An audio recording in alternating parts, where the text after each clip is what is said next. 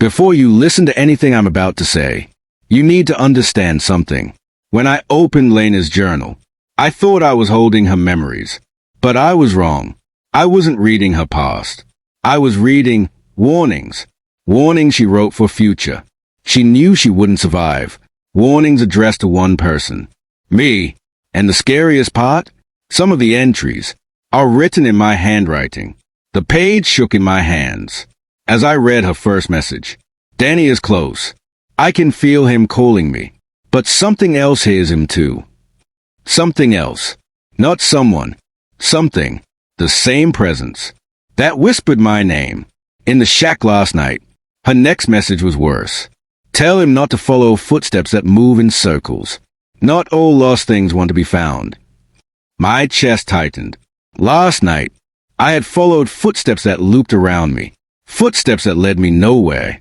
Footsteps that weren't hers. She knew. She warned me a year ago. And I didn't listen. Because I didn't know. The handwriting turned shaky. The house will call him next. It knows his name. It remembers the child who survived. I froze. Child? Survived what? I searched my memory. Nothing. But something about those words hit a part of me I didn't know existed. A place in my mind that felt sealed shut, like a door I wasn't allowed to open. I turned the page again, and my breath caught in the middle of my throat. The next entry was written in handwriting, identical to mine. Not similar, not close, perfectly identical. Same slant, same pressure, same spacing. I returned to the forest today.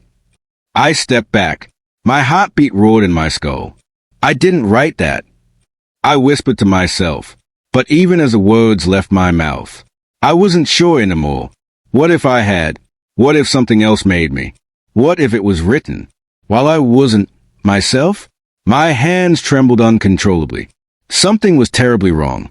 At the bottom of that page, a final line waited for me. When he sees the house again, it will not hide. The shack, the one that appeared last night, the one that vanished, the one where I saw, it wasn't gone. It was waiting for me, waiting to be found again, waiting for me to return. And then, as if the forest itself heard my thoughts, a knock, soft, barely there, but unmistakable, a single knock from the door of my home. I froze, every muscle in my body locked. Slowly, the knock came again, but this time, it sounded like it was coming from inside the house, behind me, in the hallway I had just walked past. I swallowed hard, forcing my eyes to turn. The hallway was empty, still, silent, but I could feel something, a coldness, slowly breathing into the room. I looked back down at the journal, and my blood turned to ice. New words were being written right in front of me, letter by letter, as if an invisible hand was dragging ink across the page. Deni, stop reading, and look behind you. My heart cracked open like glass. My lungs refused to move. I didn't want to tan. I didn't want to see. I didn't want to know. But fear makes you curious. And curiosity is the most dangerous instinct a human has. I toned, slowly, painfully, nothing. Just darkness. Just silence. Just emptiness. That didn't feel empty at all. I spun back to the journal. A new line appeared instantly. You look too late. Tears stung my eyes.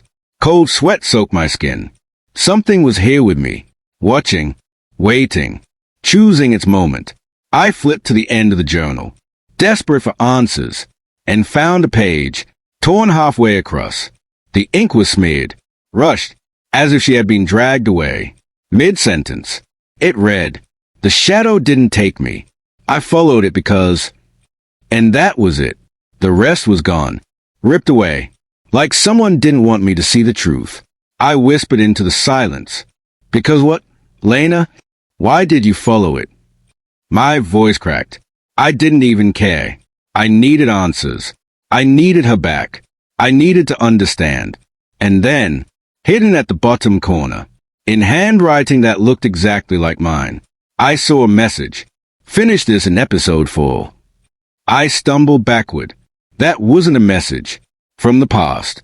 That was a message from the future, from me. The final line of the journal was written so softly, I almost missed it.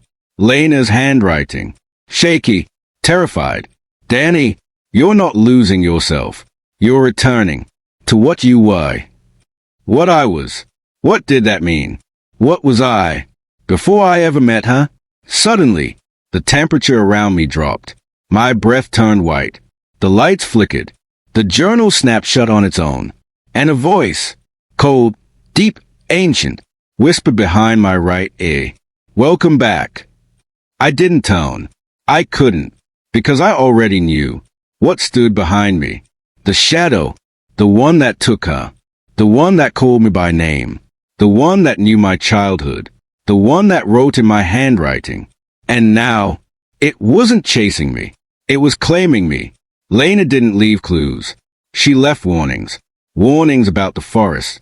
Warnings about the house. Warnings about the shadow. Warnings about me. Because now I know one thing. The shadow isn't hunting me. It's calling me back to something I used to be. And in episode 4, I will finally discover what the forest remembers and what I was before I ever became human. Stay with me. Pray for me. And don't look behind you.